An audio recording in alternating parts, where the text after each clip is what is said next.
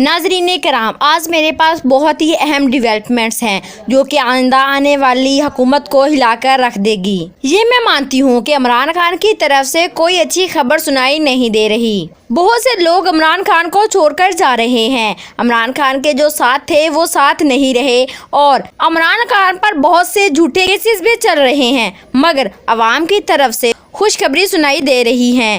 عمران خان کی جو اس وقت صورتحال بن چکی تھی، اس میں نظر آ رہا تھا کہ عمران خان نے ایک قدم پیچھے ہٹایا تو یوں لگا کہ شاید وہ پیچھے ہٹ گئے، مگر اگر خان صاحب نے ایک قدم پیچھے ہٹایا تھا تو وہ 10 قدم آگے بھی بڑھے ہیں۔ عید کے بعد ہم سن رہے تھے کہ بہت سی سرپرائزز ملیں گے اور بہت سے سرپرائز مل بھی رہے ہیں۔ آپ دیکھ لیں، 9 اور 10 مئی کے واقعات کے پیچھے خان صاحب کو ڈائریکٹ نامزد کر دیا گیا ہے، اور بھی بہت سے سرپرائز ہیں جو میں آپ کے ساتھ شیئر کروں گی، لیکن عوام کی طرف سے بھی سرپرائز دی جانے کا عمل جاری ہے۔ خیبر پختونخوا میں پرچم لہرائی مہم ہو یا پھر عید المبارک کے دن قرآن کی بے حرمتی کرنے والے کے خلاف احتجاج کرنا ہو، عمران خان کی صرف ایک کال پر پورے خیبر پختونخوا کو پی ٹی آئی کے جھنڈوں سے سجا دیا گیا۔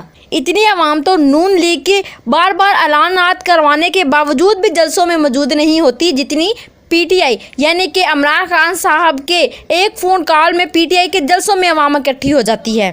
بہت ہی اہم خبر دیتی چلوں، پی ٹی آئی کی حکومت نے آئی ایم ایف معاہدے کی حمایت کا اعلان کر دیا ہے۔ لاہور عالمی مالیاتی فنڈ یعنی کہ آئی ایم ایف کے وفد نے پاکستان تحریک انصاف کے چیئرمین عمران خان سے زمان پارک میں ملاقات کی۔ آئی ایم ایف کے وفد اور چیئرمین پی ٹی آئی کے درمیان ملاقات 1 گھنٹے سے زیادہ جاری رہی۔ ملاقات میں پی ٹی آئی کے وائس چیئرمین شاہ محمود قریشی بھی شریک تھے۔ چیئرمین پی ٹی آئی سے ملاقات کے بعد آئی ایم کا وفد زمان پارک سے روانہ ہو گیا۔ ان کا کہنا تھا کہ آئی ایم ایف ٹیم سے اسٹاف لیول معاہدے سے متعلق بات چیت ہوئی۔ آئی ایم ایف نے حکومت پاکستان کے ساتھ $3 ارب کی اسٹینڈ بائی ارینجمنٹ کے لیے معاہدہ طے کیا ہے۔ اس تناظر میں ہم مجموعی مقاصد اور کلیدی پالیسیوں کی حمایت کرتے ہیں۔ نمائندہ آئی ایم ایف کے مطابق آئی ایم ایف وفد کی جانب سے پاکستان میں سیاسی جماعتوں سے ملاقاتوں کا سلسلہ جاری ہے۔ ملاقاتوں کا مقصد انتخابات سے پہلے آئی ایم ایف کے نئے سپورٹ پروگرام کے لیے سیاسی جماعتوں کی حمایت کی یقین دہانی حاصل کرنا ہے۔ واضح رہے کہ عالمی مالیاتی ادارے آئی ایم ایف اور پاکستان کے درمیان $3 ارب کا یہ اسٹینڈ بائی ارینجمنٹ کا معاہدہ ہے۔ عالمی کے مطابق IMF executive board staff level معاہدے کی منظوری دے گا اور ایگزیکٹو بورڈ کا اجلاس جولائی کے وسط میں ہوگا۔ آئی ایم ایف سے اسٹینڈ بائی ارینجمنٹ کے تحت $2 سے $6 ارب ملنے کا امکان ہے۔ پاکستان کو یہ رقم قسطوں میں وصول ہو سکتی ہے۔ پاکستان اور آئی ایم ایف کے درمیان اصولی طور پر معاہدے طے پا گئے ہیں۔ پاکستان تحریک انصاف نے حکومت اور عالمی مالیاتی فنڈ آئی ایم ایف کے درمیان ہونے والے معاہدے کی حمایت کا اعلان کر دیا ہے۔ اور ساتھ ہی میں آپ کو ایک گڈ نیوز دیتی چلوں کہ سانحہ 9 مئی خواتین کم عمر افراد پر فوجی عدالتوں میں مقدمہ نہ چلانے کا فیصلہ۔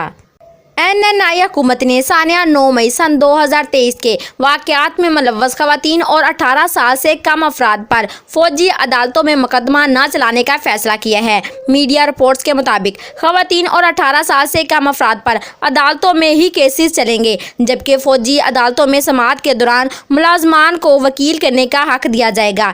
ذرائع کے مطابق ملزمان کے خاندان کو ہفتے میں 1 روز ملنے کی اجازت بھی ہوگی۔ چیئرمین پی ٹی آئی کا کیس بھی فوجی عدالت میں لانے پر غور کیا جا رہا ہے، جبکہ بعض حکومتی وزراء کی رائے ہے چیئرمین پی ٹی آئی کا کیس عدالتوں میں ہی چلایا جائے۔ ذرائع کے مطابق حکومت چاہتی ہے وقت پر عام انتخابات کرا دیے جائیں اور اسمبلی کی مدت پوری ہونے سے 4 یا 5 روز پہلے اسمبلی تحلیل کرنے کی بھی تجویز دی جا رہی ہے۔ اسمبلی تحلیل کرنے پر الیکشن کمیشن کو 90 روز مل جائیں گے۔ ذرائع کے مطابق دبئی میں ہونے والی ملاقاتوں میں سیٹ ایڈجسٹمنٹ اور نگران وزیر اعظم کا معاہدہ طے نہیں ہو پایا۔